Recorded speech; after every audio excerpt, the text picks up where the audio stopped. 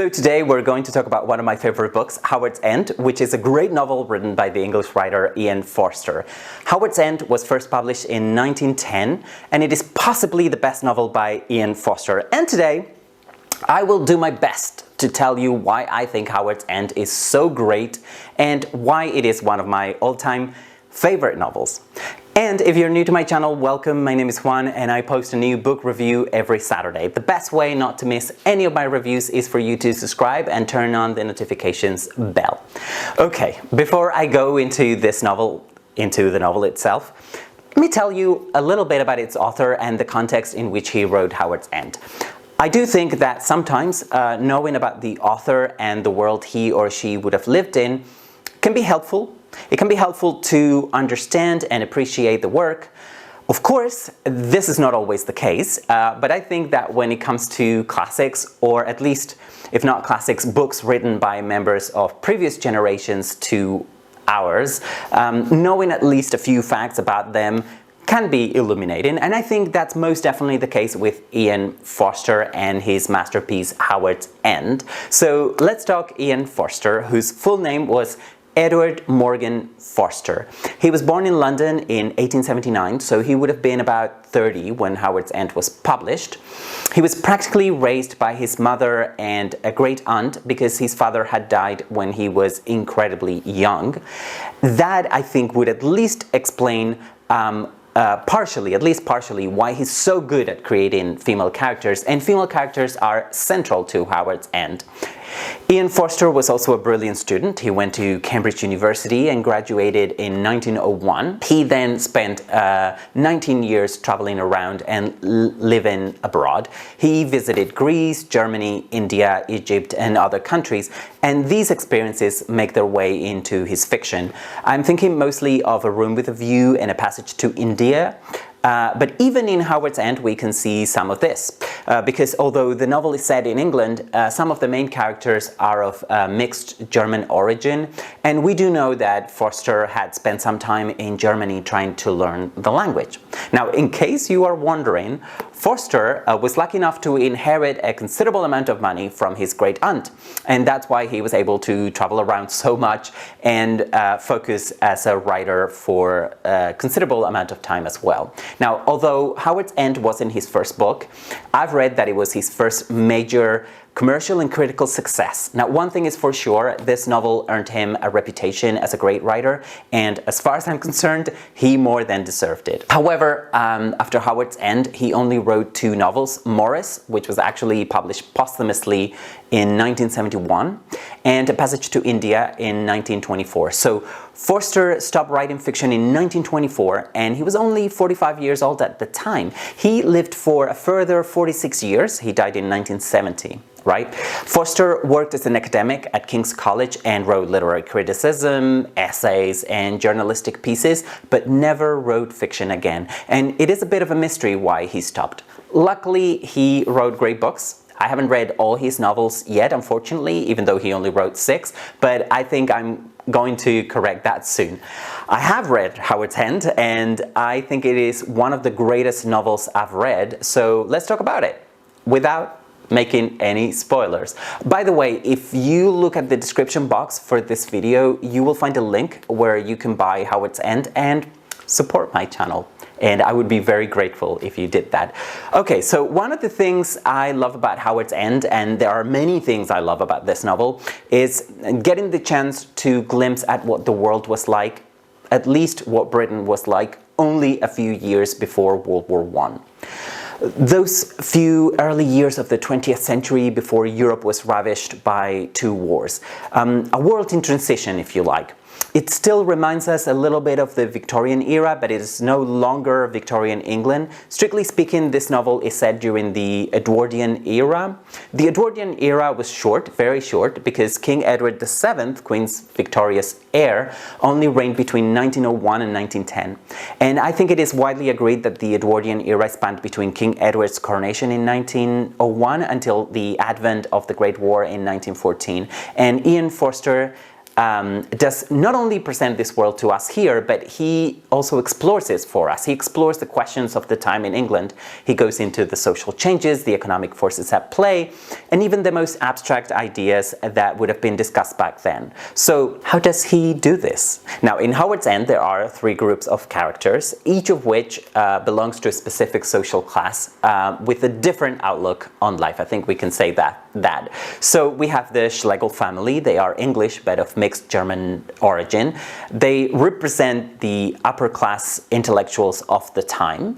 The Schlegels are idealists, in contrast with the second group of characters, the Wilcox family. Now, the Wilcoxes represent the up-and-coming materialism and pragmatism that I think over time has won over and now dominates not only England or Britain, but also many countries around the world. Also, the third group is one that we can still also recognize. They are the Bast family, representing the working poor. The working poor, people who work hard but remain poor no matter what they do and don't seem to have any possibility of ever moving up the ladder. So the 3 families are the Schlegels, the Wilcoxes, and the Basts. And throughout the novel, the lives of the members of all 3 families will become entangled in the same plot. I think the Schlegels and the Basts are the ones who have more in common because some members of both families, despite their huge socioeconomic differences, are idealistic. For instance, Leonard Bast believes that reading books can change his life and save him from almost destitution. His economic situation is so desperate, but he still believes that he will find a better life if he only read the right books and the right amount of books. And it is that belief that puts him in touch with the Schlegels and thus kickstarted the symbolic class mixture that was also beginning to happen in England at the time. Now, the rigid social class structure of England was beginning to change beyond all recognition at that time, and Howard's End, I believe, is a brilliant portrayal of that. But Howard's End is also a fun novel to read with a compelling, propelling plot. I mean, if you read for plot and do not care about any of these social questions, you will still have a great time with Howard's End, I think.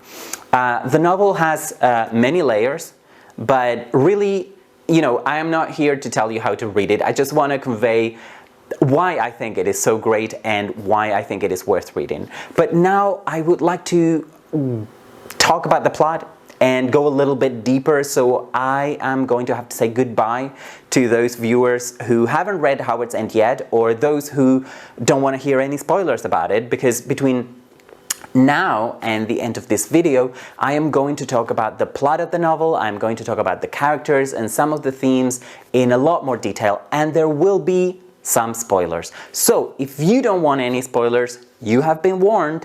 You should stop watching now, and I will see you again, I hope, for another book review. Okay, for those of you who are still here, I am going to summarize the plot of Howard's End now. So here we go.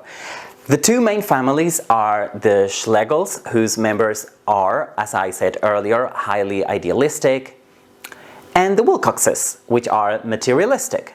Both families seem destined to be joined because 2 of their younger members, Helen Schlegel and Paul Wilcox, have a relationship.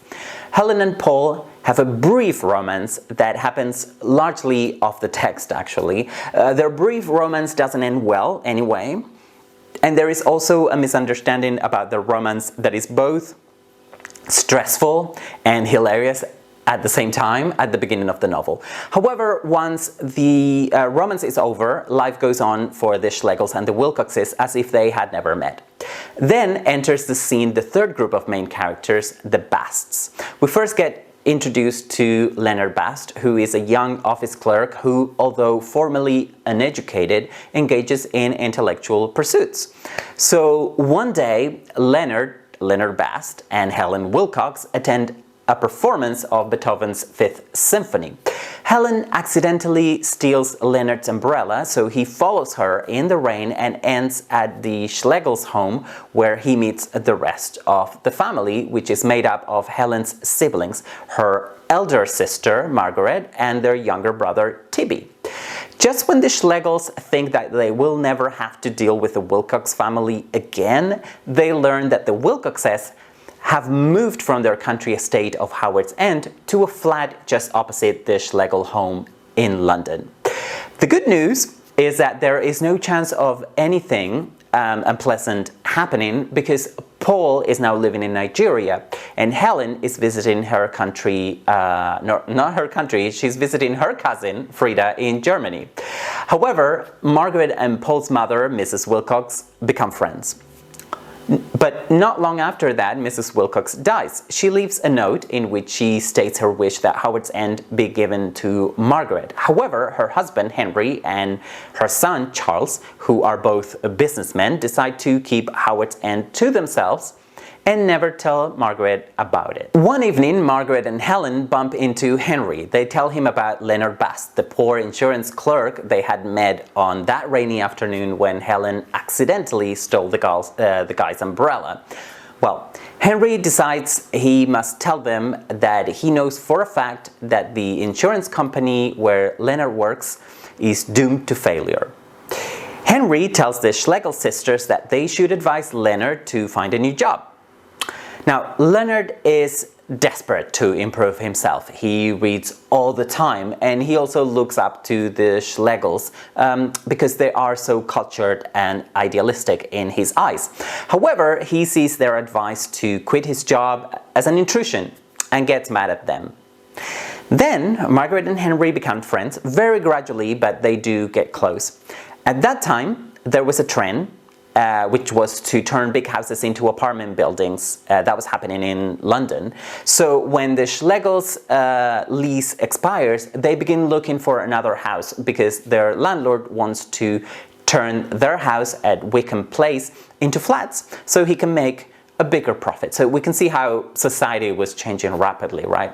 Now, Margaret's new friend Henry has the solution. He owns a house in London that the Schlegels could rent. But just as he's showing Margaret around the place, he proposes to her and she accepts.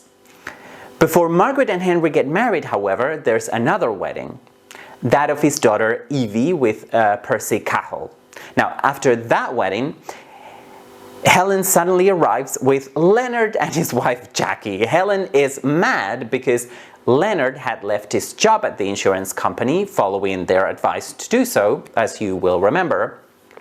And that advice was based on Henry's opinion. Leonard had found another job, but had been fired from that job soon after. So now the Basts have no income. Helen blames her sister's husband to be Henry for this.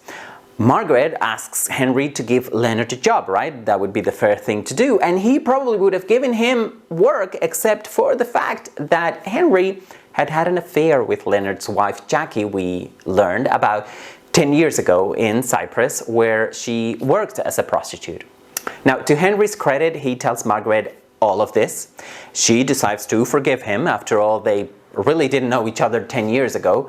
But unfortunately, there will be no job for poor Leonard.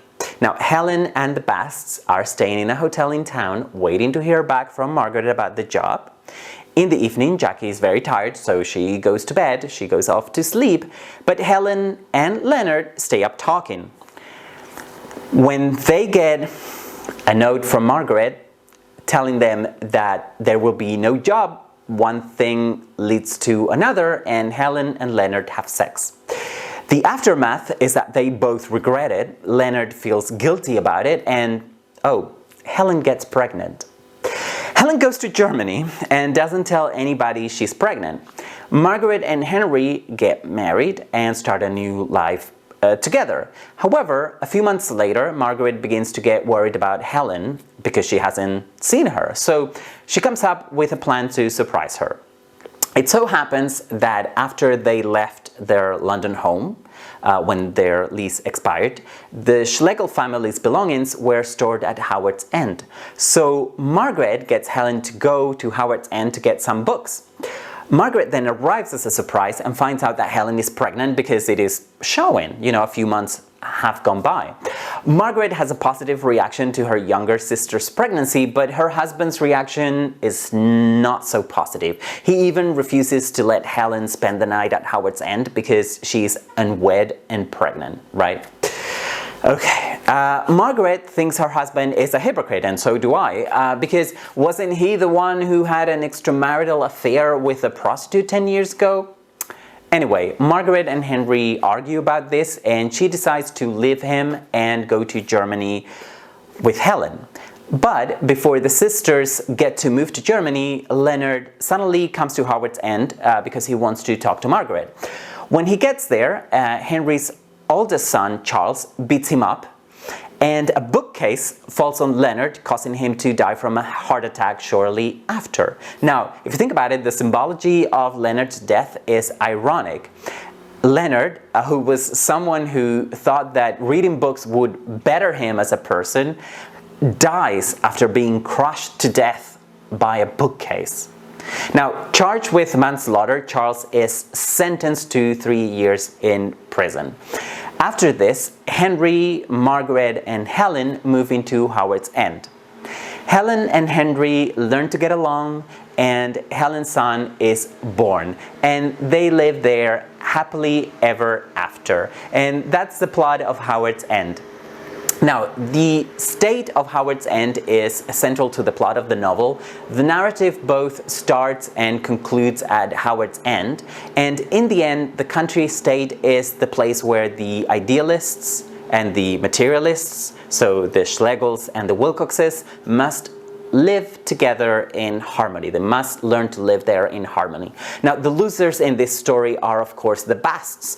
The Schlegels and the Wilcoxes will, despite their differences, learn to live together eventually. But the Basts are not only excluded from this, they are also victims.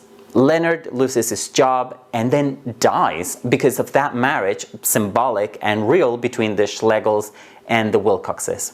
However, something of the Basts lives on because Helen's child is also Leonard's son, although, of course, the poor child will never get to meet his father, who is now dead.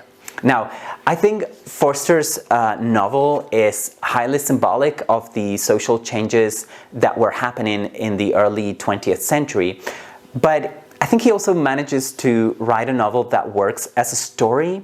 As I said earlier, I think the plot of Howard's End is compelling and propelling. And clearly, I am not the only one who thinks so, because English writer Zadie Smith based her novel on beauty on Howard's End, adapting its plot to early 21st century life and throwing race into the mix of socioeconomic differences between the characters in the novel. Now, Zadie Smith borrows part of the plot of Howard's End, and from memory, I read On Beauty when it first came out in 2005. She does it successfully, but going back to Howard's End, through its plot, which seems plausible and not as contrived as that of Victorian novels, and you know what I mean if you read Victorian novels, Forster manages to intertwine the lives of two families, actually three, but the main two, I think, represent